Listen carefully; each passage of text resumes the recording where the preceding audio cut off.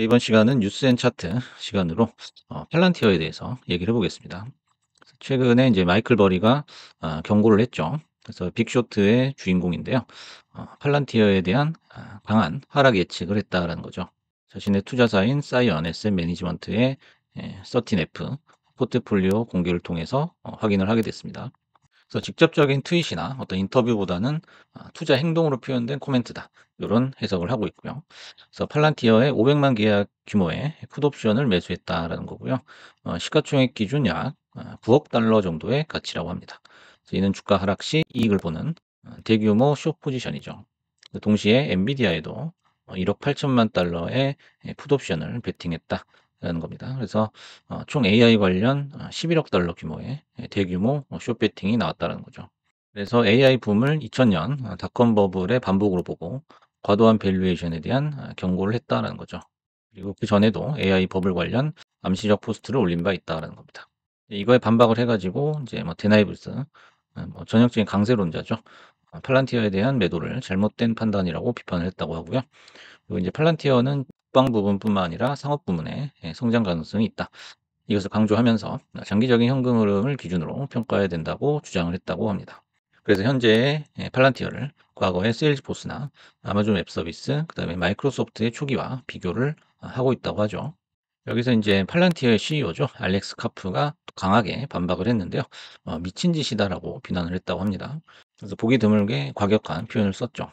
그래서 AI 리더를 쇼치는 것은 AI 자체를 쇼치는 거나 다름없다라고 표현을 했다고 합니다. 그래서 팔란티어의 수익성과 성장성을 CNBC 인터뷰에서 얘기했다고 하죠. 하지만 마이클 버리가 팔란티어에 대해서 이제 쇼만 주장한 게 아니죠. 2021년에는 포트폴리오에 팔란티어가 등장을 하면서 긍정적인 평가를 했다고 합니다.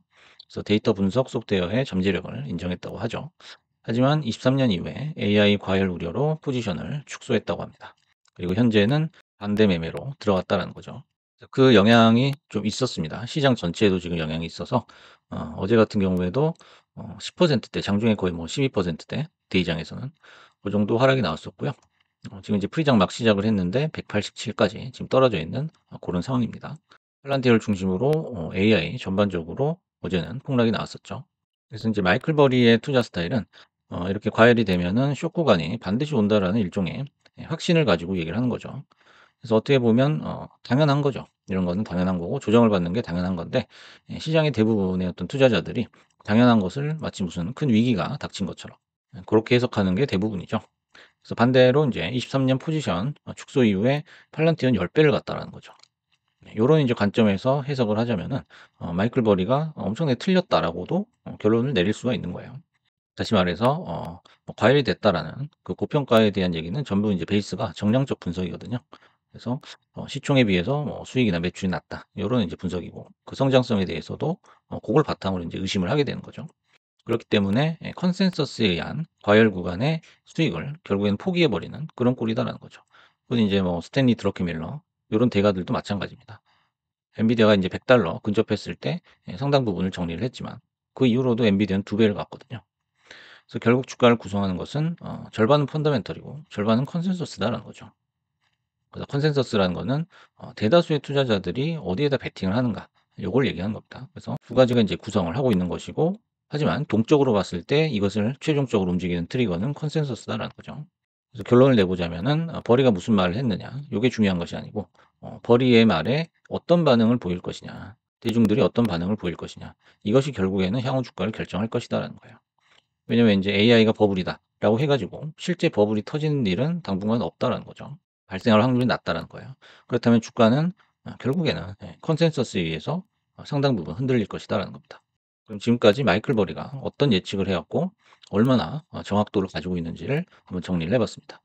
그래서 인제 모기지 버블 붕괴에서부터 지금 현재 AI 버블의 붕괴까지 과열이 됐을 때 어떤 주가라든지 어떤 자산의 액면가가 피크를 찍는다라는 거죠.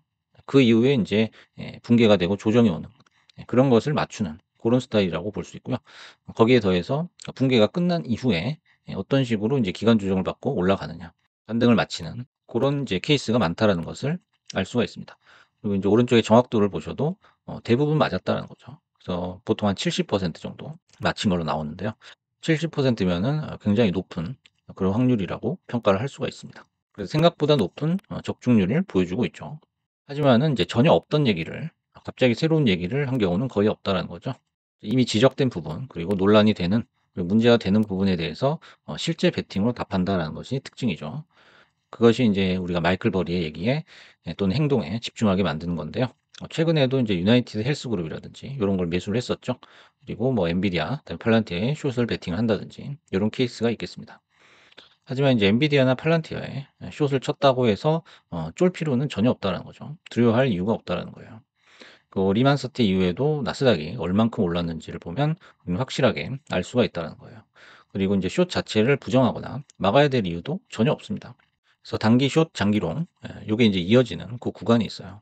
그 구간에서 생기는 탄력이 있는데요. 그 탄력을 받아먹는 것이 현명한 투자자의 자세다라는 거죠. 이것이 이제 그야말로 조정 활용법이다라고 볼 수가 있습니다.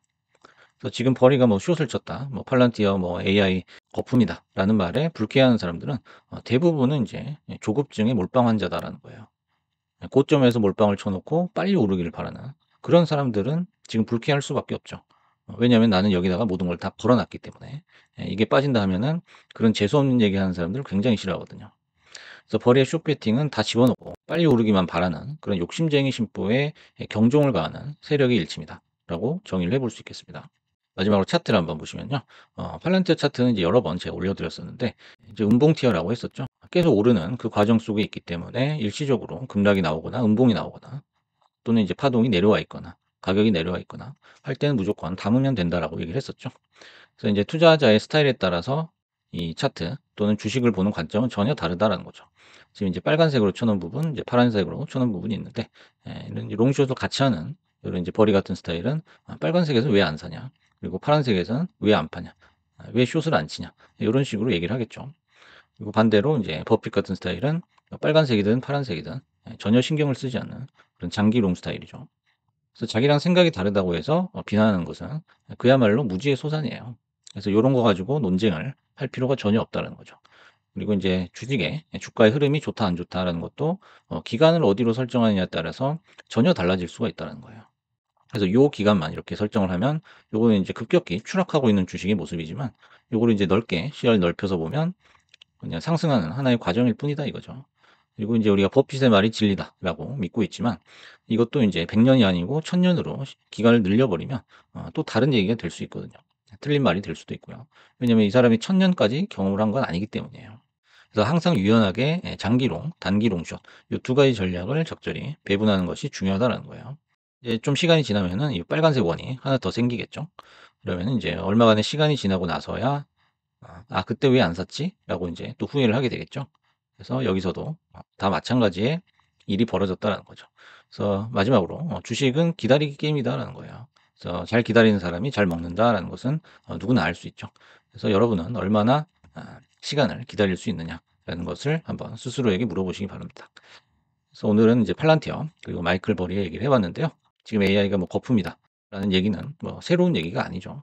최근에 너무 자주 들었던 얘기이기 때문에 인제는 이제 얼만큼 떨어질 것이냐 그리고 그 이후에 얼마나 오랫동안 지속할 수 있을 것이냐. 장기롱 그다음에 단기롱 숏 요 두 가지 관점으로 유연하게 잘 살펴 가지고 좋은 투자, 좋은 수익을 거두시기 바라겠습니다. 감사합니다.